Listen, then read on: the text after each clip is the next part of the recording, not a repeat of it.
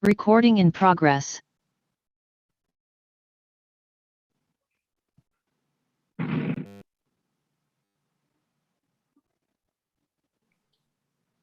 Muy buenas tardes. Buenas tardes, profesora.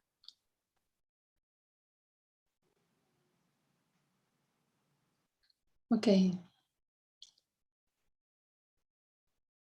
Gamaliel, está abierto tu micrófono. ¿Lo pudieras cerrar, por favor?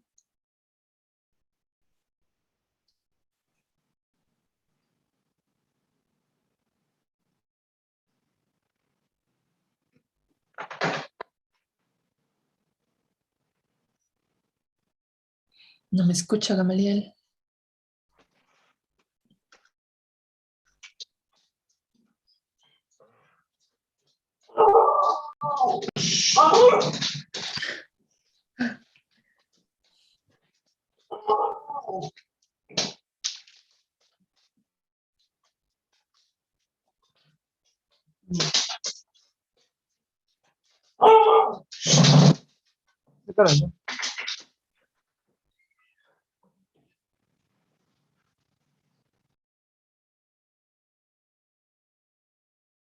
Ok, muy bien. Entonces vamos a iniciar.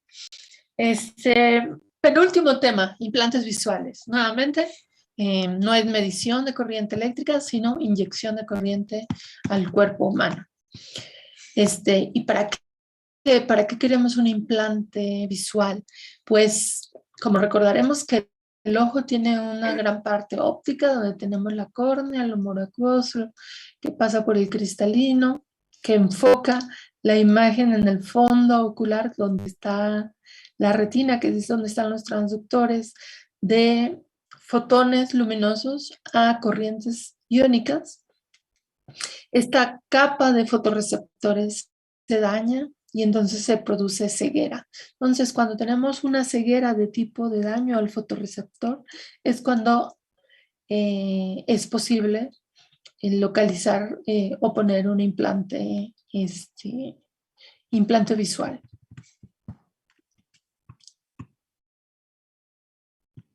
Entonces, recordando la capa de la retina, que ya se las había presentado en electrooculografía, pero nuevamente se las vuelvo a presentar porque es muy importante. Estas capas de la retina, donde hasta el fondo fondo ocular, tenemos la capa de los fotorreceptores, que están formados de conos y bastones.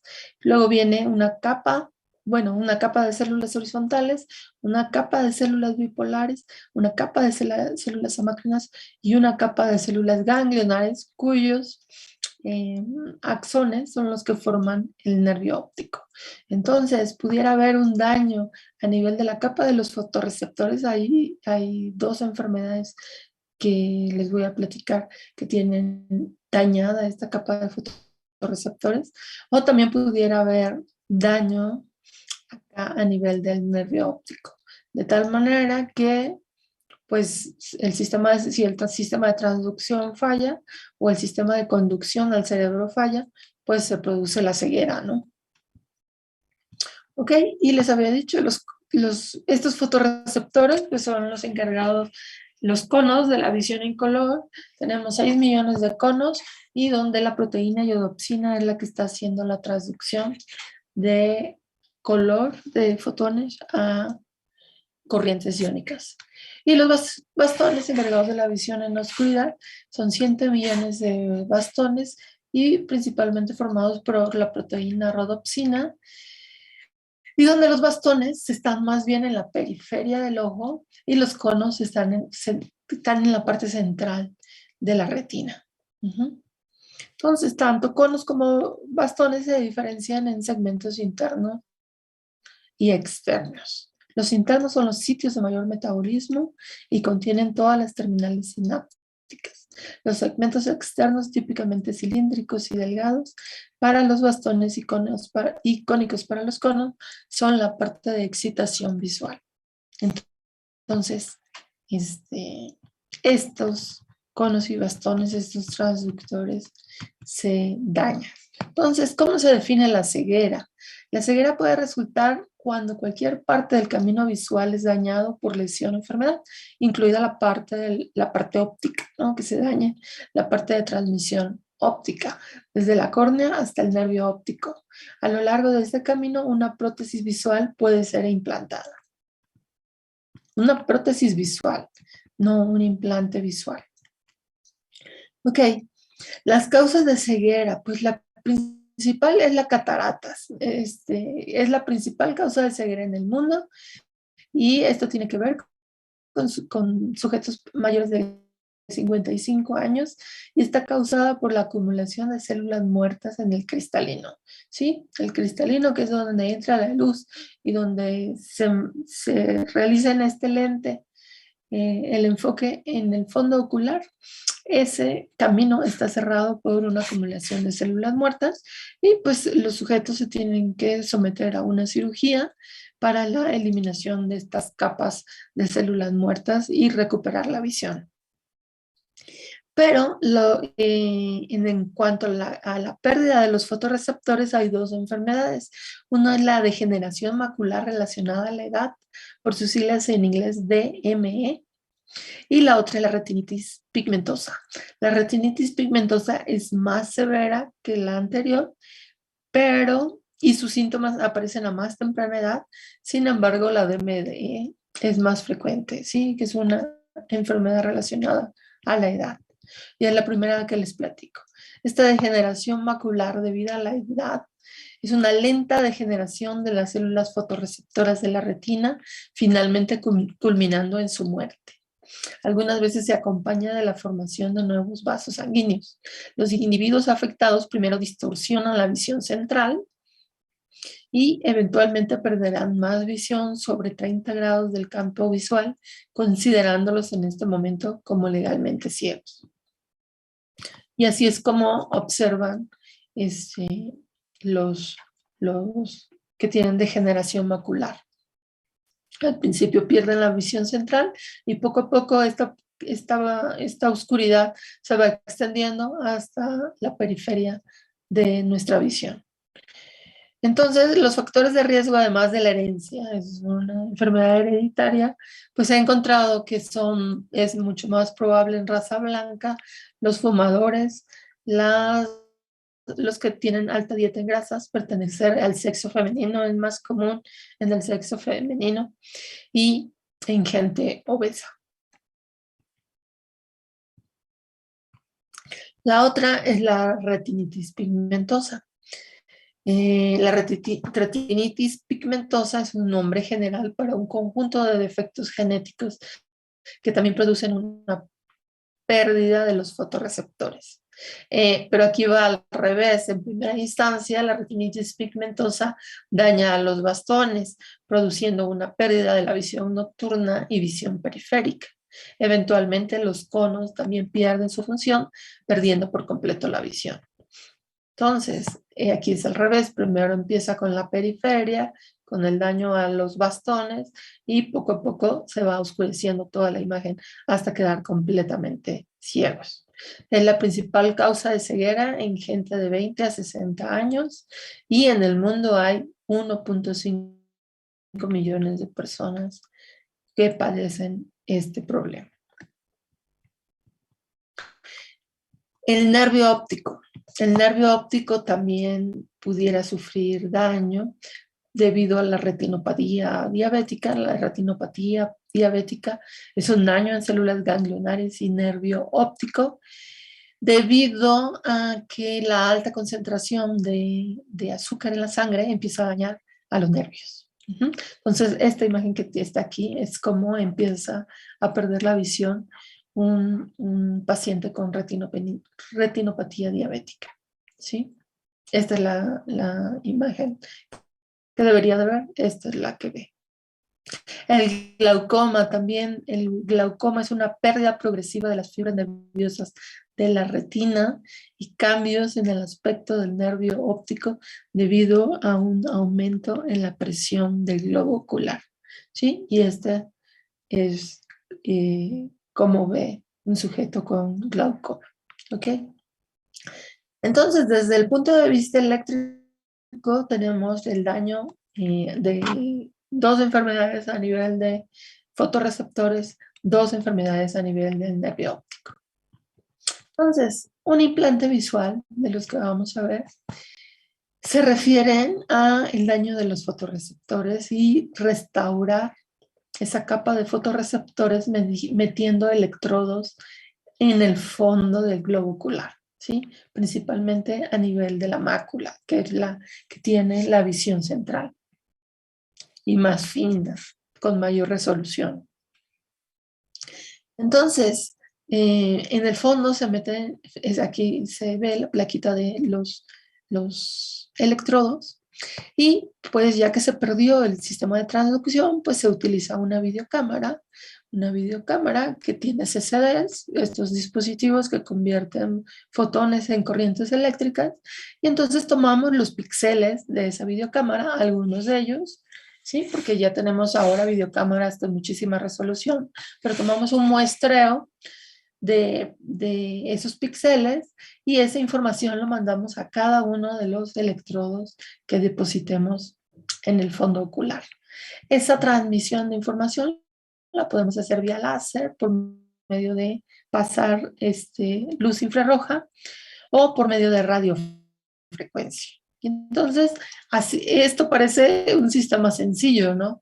Pues solamente pongo una videocámara, paso la información a los electrodos y listo, ¿no? Esos electrodos van a estar interactuando con las capas de la retina y pasando la información. Parece fácil, ¿no?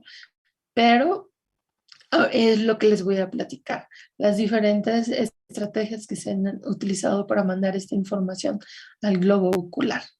Ahora, esto es los implantes visuales de los que les voy a ver diferentes estrategias tecnológicas, son para cuando hay un daño de los fotorreceptores, para cuando ha habido un daño del nervio óptico, también se han tratado de poner estos electrodos a nivel de la corteza occipital, logrando resultados no muy favorecedores. Solamente han logrado que el sujeto vea como flashes de luz, pero no logra distinguir objetos, ¿no?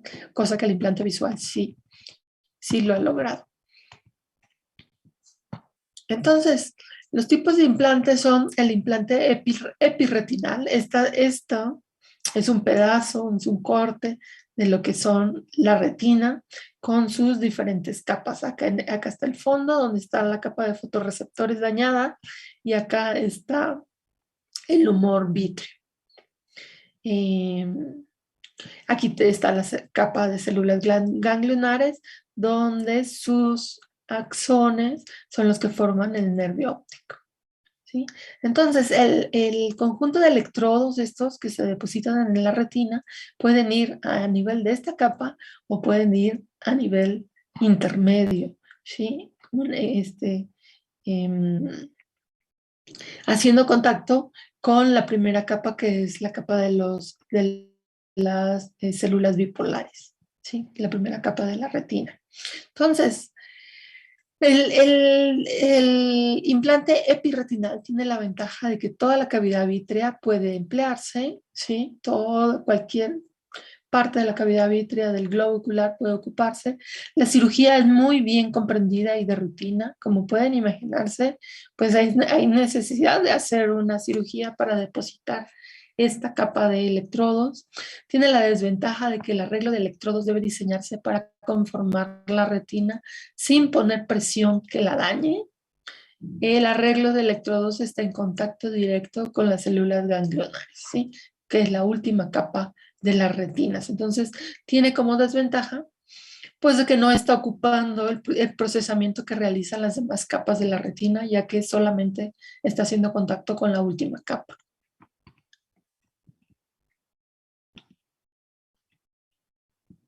En cuanto al implante subretinal, tiene la ventaja de hacer contacto con las células bipolares y horizontales que hacen mayor uso del procesamiento retinal.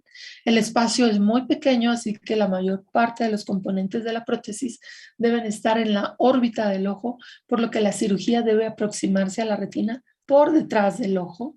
Complica la cirugía, un implante subretinal, y acepta dispositivos subretinales de hasta 3 milímetros de diámetro, ¿sí? Está más limitado a el tamaño de la placa del dispositivo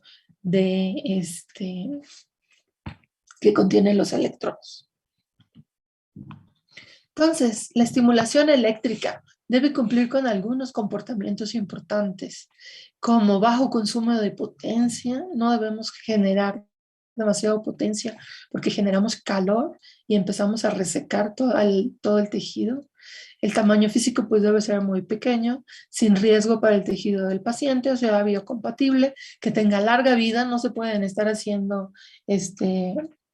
cirugías cada año, y que utilice pocos componentes externos, ¿sí? Las diversas características definen el brillo y la duración de la luz percibida, como son el voltaje o corriente constante empleada, la frecuencia de la estimulación, al igual que como lo veíamos para el implante, para aliviar el dolor.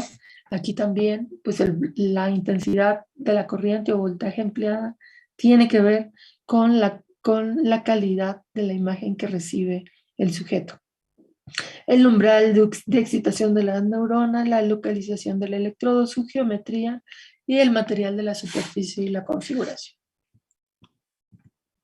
Entonces, en los 90s, finales de los 90s, surge el primer modelo Argus 1 por la compañía norteamericana Second Sight.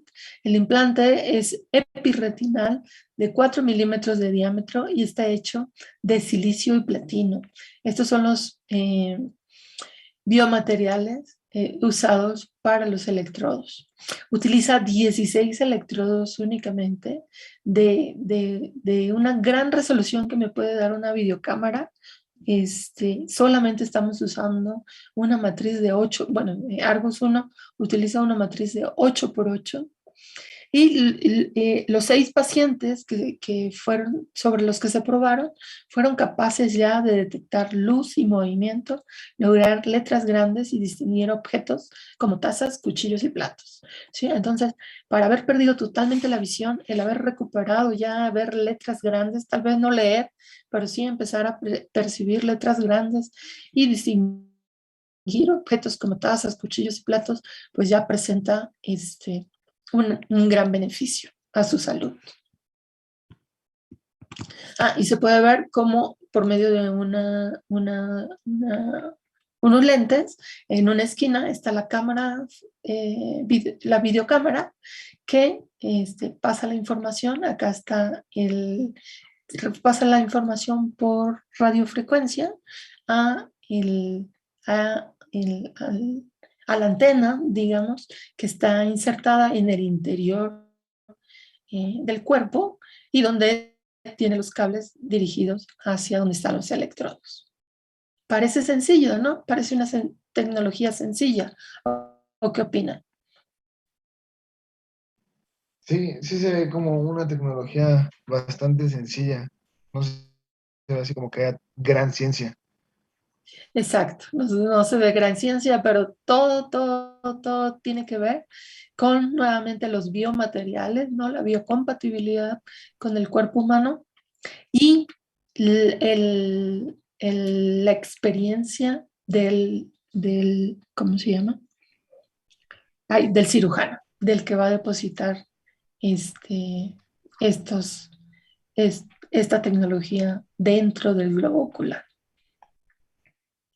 Ok, es hasta 2007 que sale Argus 2, la siguiente versión de Argus 2, que ya es la primera prótesis comercial liberada al mercado. En Europa se aprueba en 2011 y en Estados Unidos por la FDA se aprueba hasta el 2013. En este modelo el usuario puede controlar el contraste y el brillo y se emplean ya 60 electrodos. Entonces imagínense, si ya lo que veía con con 16 electrodos, pues ya con 60 electrodos, ya la calidad de la imagen que se ve. Tanto el receptor como el estimulador se encuentran en la esclerótida. La esclerótida es esta capa blanca que le da el color blanco al globo ocular. Y la primera prueba se realizó en México.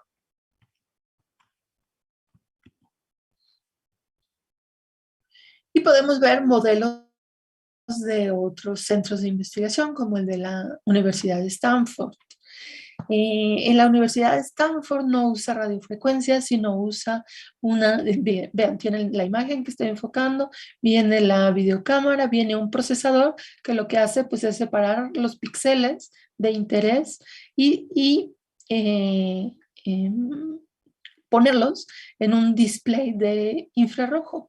Este display de infrarrojo se proyecta sobre unos gogles transparentes que rebotan la imagen que pasa por el cristalino y que lleva la imagen hacia el fondo del globo ocular, donde aquí se ve en azulito, donde está la matriz de electrodos y donde trae unos cables para hacia esta plaquita que es la antena de el suministro de energía, que se hace el suministro de energía vía radiofrecuencia, ¿sí? Entonces, ya siendo un poquito más, viendo más a detalle el circuito de cada uno de los electrodos, pues lo que se tiene son, aquí pueden ver el circuito, este es el electrodo en azul, y aquí un diodo que permanece en abierto hasta que llega la luz infrarroja, que es el que cierra el circuito, ¿sí? Cierra el circuito y fluye la corriente. Aquí se ven las flechitas, cómo fluye la corriente a través de la capa de las células bipolares. Este es un implante subretinal, ¿no? Que está en medio de la retina. ¿Okay? Entonces la imagen procesada es desplegada en una pantalla de cristal líquido. El LCD es iluminado con un pulso de 0.5 milisegundos con una luz de 900 nanómetros. Es la longitud de onda de la luz que emite, que no es visible al ojo humano, ¿no? Sin embargo, no es visible al ojo humano y sí está produciendo en el fondo del globo ocular una pulso de corriente, está pasando el pulso de corriente y estimulando a estas neuronas para que produzcan sus potenciales de acción. La imagen IR es recibida por las celdas fotovoltaicas en el implante subretinal, se convierte el pulso de luz en una corriente eléctrica bifásica y se transmite la corriente a través del electrodo de óxido de iridio, ¿sí? Es otro material biocompatible, ¿no? El óxido de iridio, de 40 micrómetros de diámetro. Esta es la versión de la Universidad de Stanford. Entonces, el gran problema, nuevamente, parece sencillo el asunto, ¿no? Solo hay que depositar esta capa de electrodos acá, sacar el cable, poner la antena RF y lo demás pues ya es vía externa, ¿no?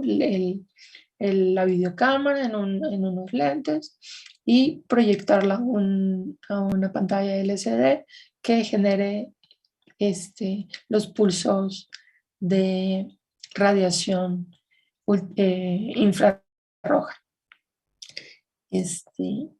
Sin embargo, hay que tener uno de los principales problemas de los implantes y de por qué no se ha aumentado el número de electrodos, ¿no?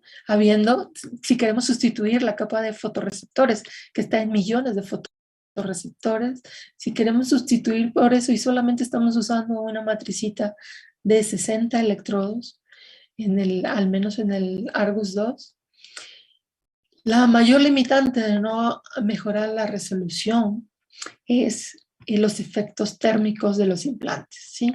Cuando se trata de un implante que constantemente estimula el cuerpo humano y sus tejidos neuronales con un gran número de electrodos y está en constante comunicación con el mundo externo, la disipación de calor puede llegar a ser un importante punto a considerar en el diseño.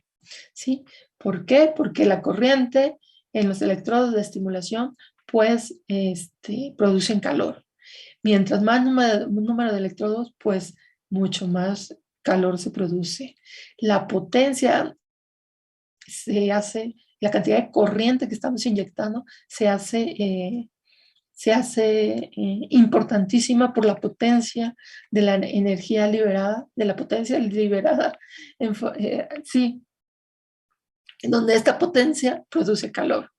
Y también el diseño de las características de la telemetría, esta radiofrecuencia que se transmite para polarizar a los electrodos.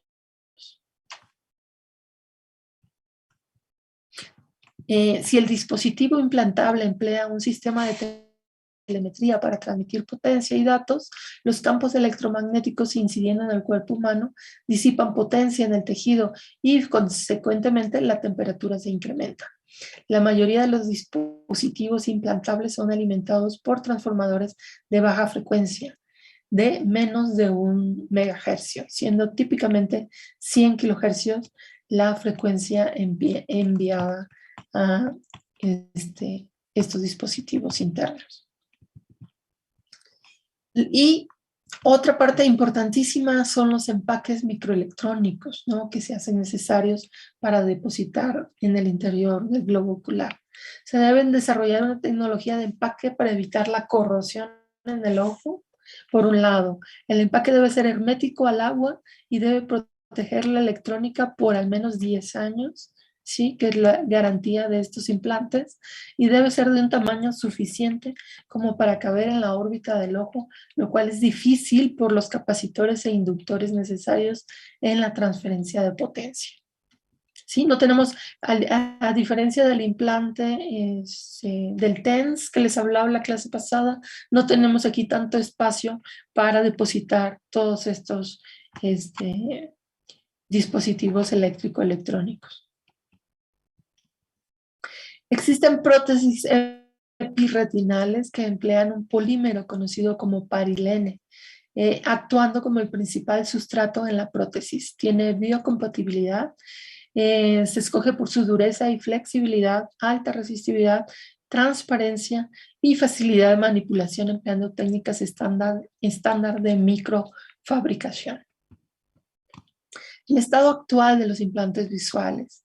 El MIT tiene también su centro de rehabilitación visual innovativa en Estados Unidos y ha propuesto dispositivos que se han probado en cerdos y que propone una protección de los circuitos del implante con una envoltura hermética de titanio.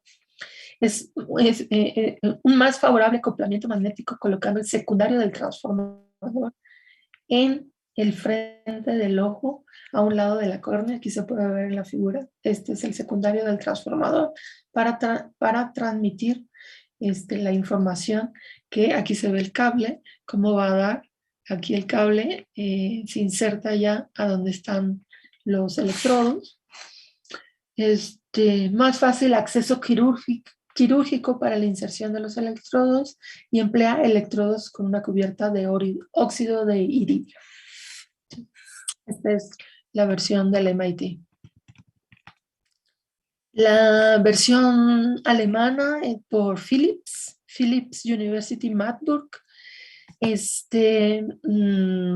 un implante epirretinal donde la cámara se encuentra en unos lentes externos al ojo y el receptor inductivo junto con el estimulador se encuentran dentro del cristalino. Aquí está. Que por medio de un cable liberan corriente al tejido empleando electrodos de platino. ¿Sí?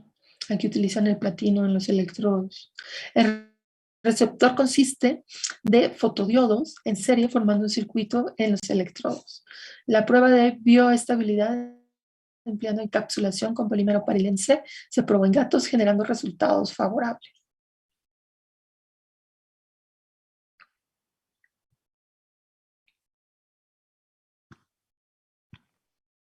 Una pregunta. Sí. ¿Por qué en gatos? ¿Algún motivo en especial? solo fue... Ay, desafortunadamente los animalitos han sido nuestros conejillos de Indias, ¿no? Entonces, exactamente por qué carros, gatos y no perros, este, pues no sé, pero ya ves que también el modelo, ¿cuál era? El del MIT. No, sí era el que probaba en cerdos también. Se han hecho pruebas en cerdos. Sí, el del MIT ha hecho pruebas en cerdos. Supongo que tiene que ver un poco el tamaño del globo ocular, ¿no? Parecido al humano, el de cerdos y el de los gatos. Ok, muchísimas gracias. Sí, de nada. Bien, bien, no sé por qué. Gracias. Y el último modelo, que es el de Taiwan Semiconductor Manufacturing Company, los taiwaneses, con su tecnología CMOS liberada en el 2013, ya utilizan, son los que han propuesto una resolución mayor en el número de electrodos, 64 por 64 píxeles. Sí, es lo máximo que han producido. Y utilizan el tamaño del píxel, tiene una resolución de 30 por 30 micrómetros cuadrados, con un consumo de potencia de 0.18 miliwatts. Sí, les decía que esta potencia era muy importante para no generar demasiado calor, que esta potencia fuera muy baja, ¿sí? Y entonces genera una sensibilidad a la iluminación por un área de 3 por 3 milímetros cuadrados, ¿sí? Aunque ofrece ventajas tecnológicas con respecto a otros diseños, este no ha sido implementado en vivo. Entonces, pues sí lo tienen, es la última versión es la que tiene mayor resolución, pero todavía no lo implementaban hasta el artículo que leí del 2013, no lo habían implementado en vivo. Hay bibliografía extensa sobre las prótesis visuales. Y los modelos comerciales eh, eran muy costosos, iban por arriba del $1.000.000. El solo implante más la cirugía, ¿no? Que hay que considerarla. Pero pues para la gente que estamos acostumbrados a ver, pues es una gran ventaja el tener este tipo de implantes. No, yo no me imagino perder la visión. Aunque ayer estaba oyendo de estos dispositivos Alexa que reconocen voz, cómo ya la voz está sustituyendo la vista, cómo hay desarrolladores de software que ya están desarrollando software dando instrucciones vía la voz, que son desarrolladores ciegos. No sé si tengan algún comentario. Ustedes que son millennials porque esta es tecnología muy, pues, del 2013, que ya, pues es antigua, ¿no? Para cómo va el avance de la tecnología. ¿Qué opinan de esta tecnología? Pues yo creo Pues que... todavía suena como muy utópica, ¿no? Bueno, perdón. No, no, ¿Como poco realizable? ¿A eso te Pues es refieres que como suena, utópica? ajá, como que, bueno, yo no había escuchado la verdad de implantes así como tal, que te permitieran ver, pues de nada. Ajá. No, pues sí, desde el 2013 más o menos se aprobó en Estados Unidos y en Europa 2 años antes se aprobaron ya la comercialización de estos implantes, siendo muy, muy costosos. O sea, el acceso a este tipo de implante es para gente que tiene muy buenos recursos o que ha recurrido, que también hay fundaciones que apoyan a gente ciega, así como a gente sorda, para que pueda adquirir este tipo de tecnología. Ajá, ¿y qué más decías, Gamaliel? no, no que pues sí es hasta cierto punto, pues sí es un avance, pero pues el costo yo creo que es lo que complica mucho y pues sí es difícil el no ver realmente. Sí, Como que no nos imaginamos, ¿no? Una vida sin ver. Sí, no estamos tan acostumbrados. Y aunque como dice, pues muchos sustituyen ciertos sentidos por otro, como dijo de el ojo y el audio, pero pues sí realmente perderlo definitivamente yo creo que no es algo que alguien lo planee.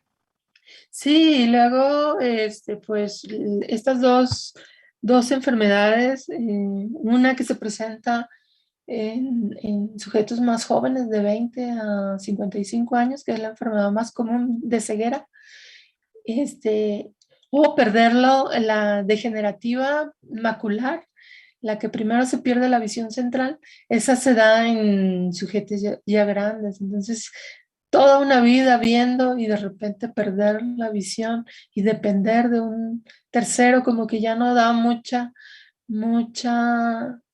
pauta a la independencia, ¿no? Como que se vuelven ya sujetos muy dependientes, este, y la única opción, pues sí, es un implante, pero con el gran inconveniente en el costo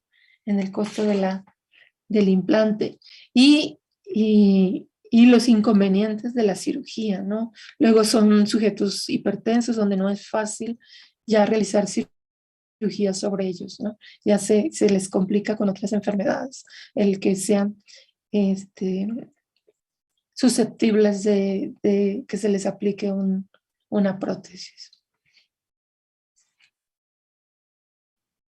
Eso sí.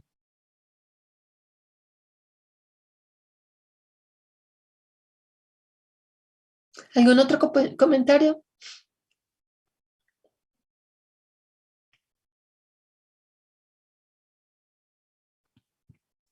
Ok, pues ese es el tema de hoy, implantes visuales. Nos vemos mañana para terminar ya el curso con los implantes cocleares, ¿no? Para sujetos sordos. Claro que sí. Bueno, Sí, pues profesora, muchas gracias. Sí, que tengan profesora. buena tarde. Muchísimas gracias, Hasta luego. profesor. Hasta luego. Chao, profesor. Profesora, ¿cree que puede regalarme unos minutos